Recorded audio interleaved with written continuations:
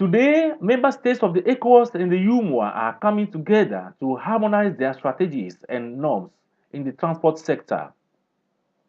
Efforts will be put in to develop together road infrastructures in countries of the two sub-regional groupings to reinforce regional integration. Projects that necessitate a lot of finance in order to honor engagements in a treaty signed by head of states in 2014. At the sixth steering meeting held in November 4th last year, the honorable ministers from the 5 member states, when we were reviewing all the things we were to do, noticed that this treaty was signed by the heads of state of the 5 countries in 2014. But till date, as at that time, no member country had ratified it. Ratification means that the present head of state will sign the treaty that, yes, I'm now abiding by what this treaty of 5 of us agreed on, that we are going to abide by it and deliver it for the good of our people for West Africa and for Africa. We have the financial agreement, which also member states were required to sign. And as at that time in November, no member state has signed their own. So that mandate was given. Number one, each country is to ratify and also sign the loan agreement.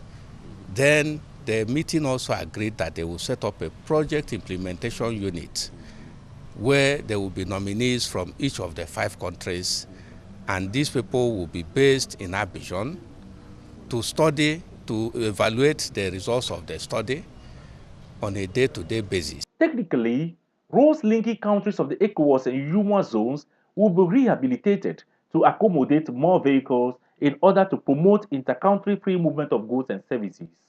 The idea behind this is simply you open up the road corridor. Recently, I had the chance to drive 2 weeks ago, from Cotonou to Lomé. It was about 2 hours.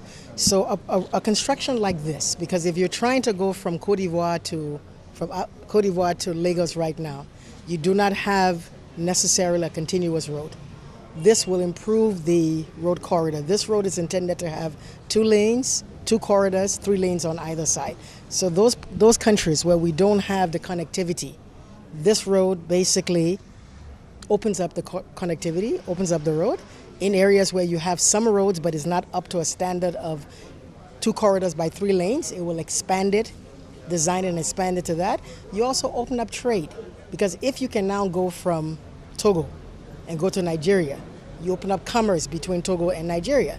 You can't take everything on a plane, you can't take everything on a ship. Well, most people, even in your country, they can carry things on a motorcycle. Well, you can take that motorcycle, put it on the road, and go to Nigeria. You can carry your goods. So the idea here is plain and simple. It's going to open up the access, your ability to easily go from one country to the next. It's a very complex project, crossing 5 countries, and we are going to have just 4 joint border posts. So each country, between each country's border, we have one, connecting both countries. Your customs, immigration, everything will be one. So once they clear you there, you're not going to be stopped in the other country. Everything concerning your entry and exit will be done there. So now we have to do the studies. And these studies involves both social studies, economic studies, traffic studies, then the engineering design.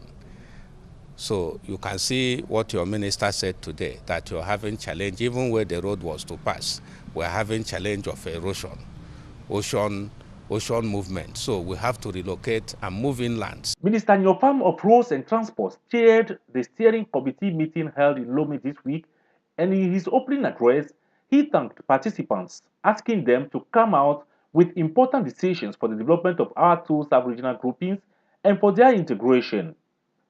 The Abidjan-Lagos corridor will be considered for the first phase of this project.